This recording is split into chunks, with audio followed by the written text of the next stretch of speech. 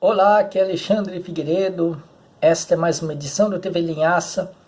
Pedimos para que vocês se inscrevam, compartilhem, apertem o sininho, dê um like e ajude a divulgar o nosso canal que precisa ter mais seguidores. O tema de hoje é a prisão de Queiroz e a saída oficial de Weintraub. Dia movimentado, dia 18 de junho de 2020. Já de manhã, quando policiais entram no imóvel de propriedade de Friedrich Wassef, advogado de Bolsonaro no caso do Adélio Bispo, do suposto atentado, e prenderam o ex-policial Fabrício Queiroz, que era um grande amigo da família Bolsonaro e conhecido pelo esquema das rachadinhas, no qual combinava com os servidores públicos associados ao esquema a doarem parte do salário para favorecer as operações de Queiroz e companhia. Pois bem, o esquema das rachadinhas que envolveu também o Flávio Bolsonaro, que é o senador, né? Então, a prisão de Fabrício Queiroz causou um grande impacto, porque ele estava foragido há muito tempo e as pessoas acabavam perguntando: cadê o Queiroz? Cadê o Queiroz? Cadê o Queiroz? Chegou a haver uma piada de que o Queiroz foi um dos primeiros a cumprir o isolamento social que hoje vemos em razão da Covid-19.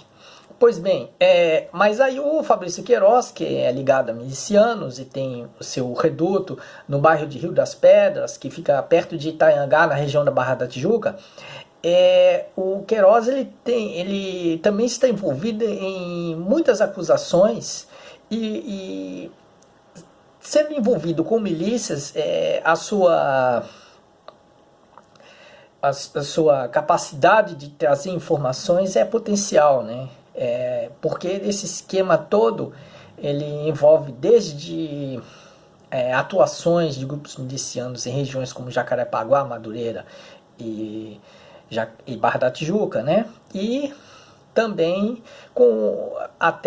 chega ao esquema todo, aos bastidores do assassinato de Marielle Franco e Anderson Gomes, e até mesmo com ramificações com o jogo do bicho do Rio de Janeiro. Então é um esquema muito complexo e a delação de Fabrício Queiroz pode desmontar, derrubar grandes estruturas do crime organizado no Rio de Janeiro. Além disso, o envolvimento de Flávio Bolsonaro, que chegou a condecorar o falecido miliciano Adriano da Nóbrega, então ele pode comprometer o próprio presidente Jair Bolsonaro, pai de Flávio, e aí jogar o governo para o fim, né? A situação também complica não só para Fabrício Queiroz, mas também para a mulher Márcia Aguiar, que está foragida, pelo menos até o fechamento dessa edição. Então, o bolsonarismo já enfrenta denúncias, inquéritos e operações de busca e apreensão diversas, e vive a sua fase bem mais difícil, mais dura, delicada, porque já tem o inquérito das fake news que o Supremo Tribunal Federal aprovou a sua continuidade, né?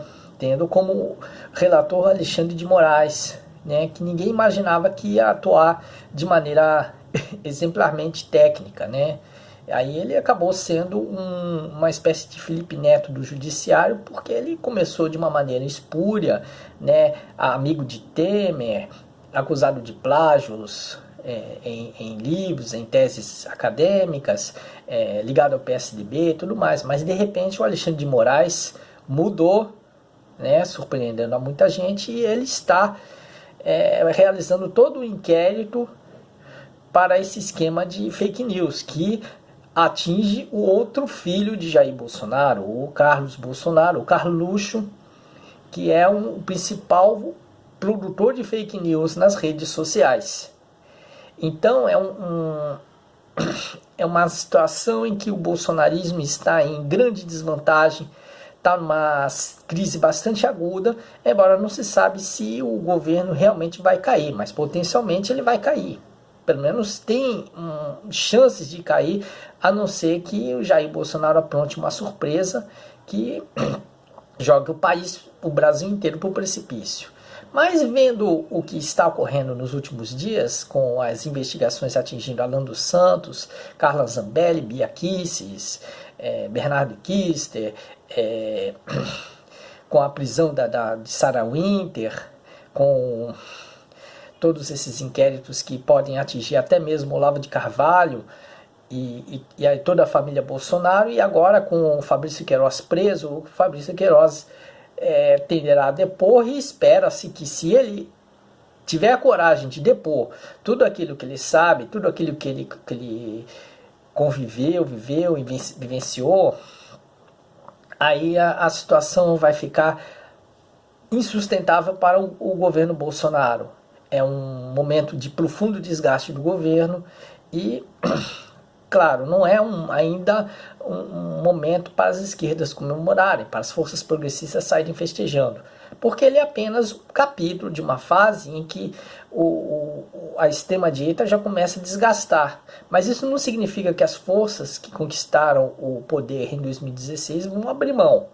Não, o golpe de 2016 vai continuar com seu legado, mas só que ele vai entrar numa fase bem mais light, né? Talvez depois que Paulo Guedes cumprir o seu legado no Ministério da Economia. Ele já perdeu um técnico ali de sua equipe, um membro de sua equipe, porque o membro de sua equipe ele preferiu voltar para o setor privado, né? E largar, porque não tem uma menor confiabilidade no mercado a atuação do Paulo Guedes, né? Porque o Paulo Guedes parece, aos olhos do empresariado e do mercado financeiro, bastante hesitante, frouxo, tudo mais, atendendo apenas parcialmente os interesses do mercado, sem ter aquela dinâmica dos economistas neoliberais que vão muito em frente a atender os desígnios das elites financeiras, né? Não que o Paulo Guedes não atenda, não seja um submisso a essas elites. Ele e ele tem como intenção justamente de privatizar e vender tudo o que for possível para o capital estrangeiro. Mas ele tem uma atuação que o mercado considera pouco corajosa, né? Mas mesmo assim ele quer levar adiante, né? Ele vai procurar vai procurar atender o mercado, e isso aqui é o problema para o otimismo das esquerdas, porque nos bastidores do governo Bolsonaro, Paulo Guedes está agindo, mesmo dentro dos seus limites, mas ele está se empenhando da maneira do possível para entregar as riquezas econômicas brasileiras para os estrangeiros, né?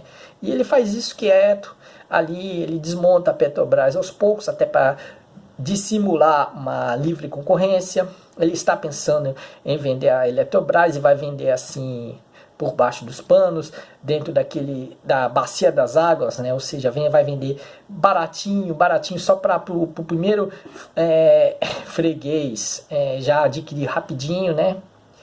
E também ele está pensando em diminuir até o espólio de bancos como Caixa e Banco do Brasil, que talvez não sejam privatizados, né? Não sei, mas eles vão perder muito de seu espólio para o capital estrangeiro, muito provavelmente, né?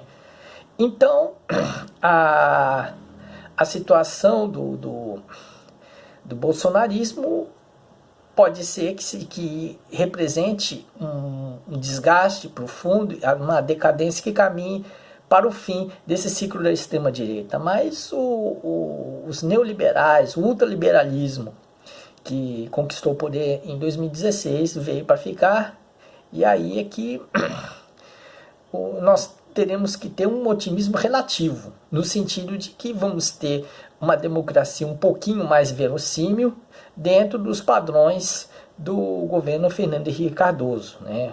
Dentro assim, não vai ser aquela volta dos tempos progressistas, porque as elites não querem largar o osso. Bom, então temos também a saída do Abraham Weintraub, que no dia anterior foi anunciada, mas agora foi oficializada. E ele também vai para o setor financeiro, vai para o Banco Mundial, né? Ele sai de cabeça baixa, sai envergonhado, porque sua atuação foi muito mais do que vexaminosa. E isso na melhor das hipóteses, né? Só para ser gentil com os argumentos, porque ele foi muito mais do que vergonhoso.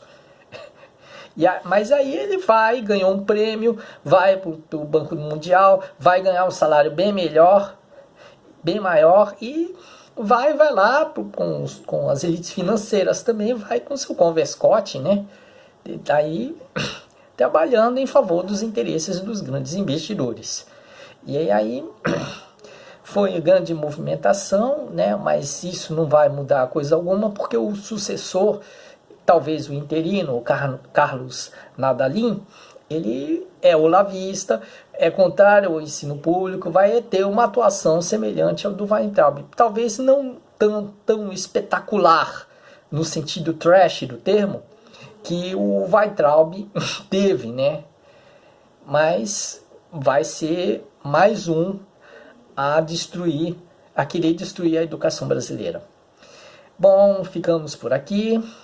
E só para terminar ali, que tem um novo personagem, Frederic Wassef, né, que esteve no dia anterior da prisão de Queiroz, né, na cerimônia de posse de Fábio Faria, genro de Silvio Santos, marido de Patrícia Bravanel, ele no Ministério da Comunicação, que o Bolsonaro ressuscitou para atender os interesses da mídia amiga a ele, né? Então, Frederic Wassef era advogado de Bolsonaro, mas a advogada atual do Bolsonaro, Karina Cufa, desmentiu o envolvimento de Wassef com Bolsonaro, disse que a sua atuação foi apenas circunstancial e distanciada e tudo mais, mas o que é que Wassef foi fazer na cerimônia de posse de Fábio Faria, né? No Ministério das Comunicações. Então, mas são essas coisas assim, tentativas de dissimular, que no entanto são desmentidas pelos fatos. Bom, ficamos por aqui, desejando abraços a todos e até lá.